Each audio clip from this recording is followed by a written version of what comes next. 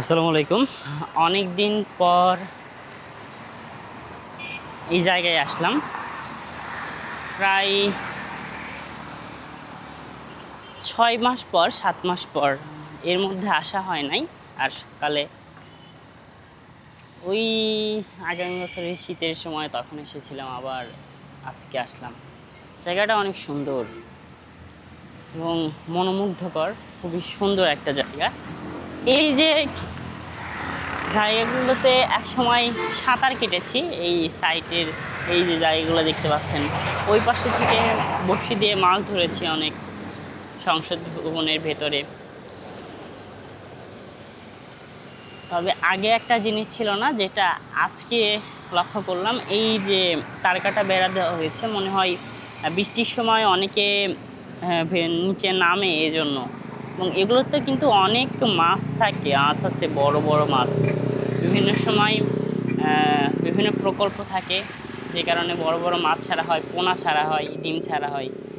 কিন্তু ওই হিসাবে এখানে যে মাছ ধরা বা শিকার করা ওই রকম হয় না। দেখা যায় যে এমপি কিংবা মন্ত্রী, সচিব, উপসচিব কিংবা তাদের পরিবারের কেউ যারা আবাসিক ওই পাশে থাকে, তারা শুধুমাত্র তারাই মাঝে মাঝে এখানে মাছ শিকার করে। কিন্তু বেশিরভাগ ক্ষেত্রে শখের বশে তারা দু একটা, তিনটা মাছ ধরলেও। এই জন্য এখানে বড় বড় মাছ ছাড়া ছেড়ে দেওয়া থাকে। বিশেষ করে ওইদিকে খাবার যখন দেয়, অনেকে খাবার দেয় ওই যে দিক দিয়ে প্রধানমন্ত্রী, এমপিরা ভেতরে প্রবেশ করে, একদম মূল সংসদে অধিবেশনে। ওই জায়গায় হচ্ছে একটা ঘাট রয়েছে, এই ঘাটের ওইখানে তো খাবারগুলো দিয়ে থাকে তারা। সেই সময় দেখেছিলাম যে আমার চোখের সামনে উপসচিবের একটা মনে হয় ছেলে বড়শিতে মাছ ধরতেছিল। ওনার এই 2.5 কেজির মতন একটা কাতলা মাছ উঠেছিল ওই এখান থেকে 1 নম্বর, 2 নম্বর, 3 নম্বর যেটা দেখতে পাচ্ছেন বিল্ডিং, ওইখান থেকে উনি হচ্ছে বড়শিটা মেরেছিল এবং ওইখানে চারা দিয়ে অনেকক্ষণ। বাট এখানে মাছ ধরার জন্য অনেক বসে থাকতে হয়, অনেক অপেক্ষা করতে হয়। বাট অনেক বড় বড় মাছ আছে এখানে,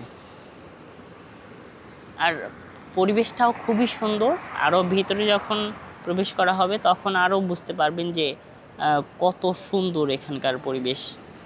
এখন জানি না যে পশ্চিম পাশের যে গেটটা ছিল ওই গেট দিয়েই মূলত ভিতরে প্রবেশ করা যাইতো। সংসদ অধিবেশন যেদিন ছিল না সেদিন ফুটবল খেলতাম আমরা। বাট এখন তো সংসদ অধিবেশন রেগুলার চলতেছে, আর আমারও যাওয়া হয় নাই 6-7 মাস